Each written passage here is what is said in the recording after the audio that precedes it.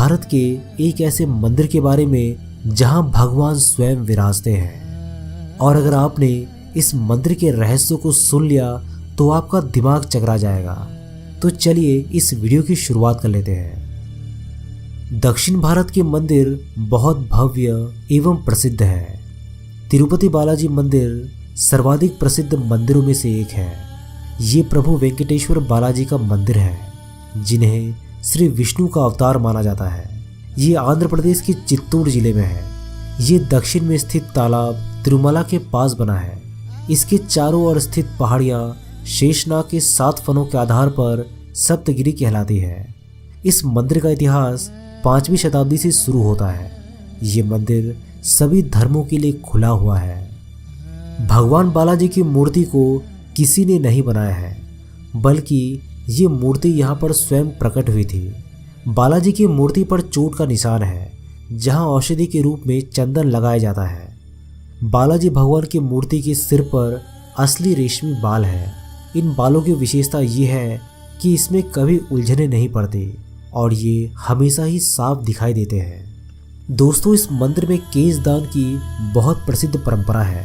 मन्नत पूरी होने पर लोग यहाँ पर केश दान करते हैं। इसका एक गहन अर्थ भी है कि बालों के साथ अपने अहंकार, घमंड और बुराई को समर्पित कर देना। लगभग 20,000 लोग रोज यहाँ पर केश दान करते हैं। मंदिर की प्रतिमा को ध्यान से सुना जाए तो इसके भीतर से समुद्री लहरों की आवाजें आती है। बालाजी की मूर्ति हमेशा नम रहती है।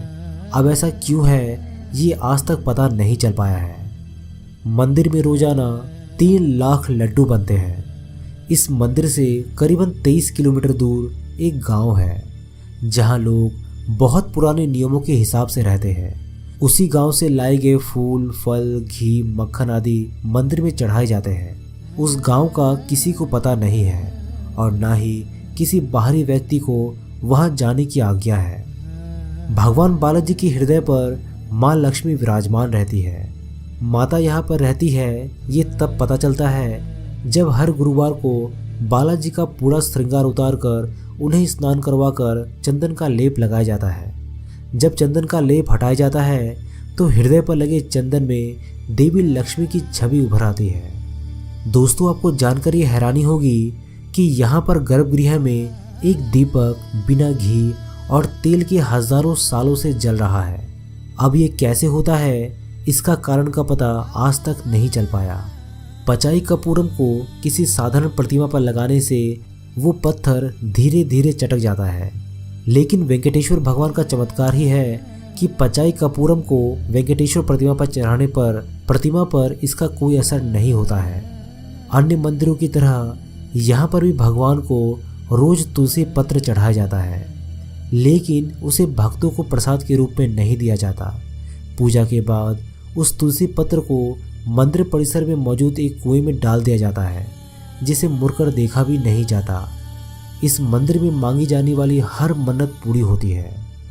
मंदिर के मुख्य द्वार पर दरवाजे की दाईं ओर एक छड़ी है। इस छड़ी के बारे में कहा जाता है कि बाल्यावस्था में इस छड़ी से ही भगवान बालाजी की पिटाई की गई थी।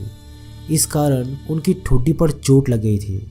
इस कारणवश तब से आज तक उनकी ठुड्डी पर शुक्रवार को चंदन का लेप लगाया जाता है, ताकि उनका घाव भर जाए। जब आप भगवान बालाजी के गर्भगृह में जाकर देखेंगे तो पाएंगे कि मूर्ति गर्भगृह के मध्य में स्थित है। वहीं जब गर्भगृह के बाहर आकर देखेंगे तो ऐसा लगेगा कि मूर्ति दाईं ओर स्थित है। भगवान की प्रतिमा को प्रतिदिन नीचे धोती और ऊपर साड़ी से सजाया जाता है। मान्यता है कि बालाजी में ही माता लक्ष्मी का रूप समाहित है। इसी कारण से ऐसा किया जाता है।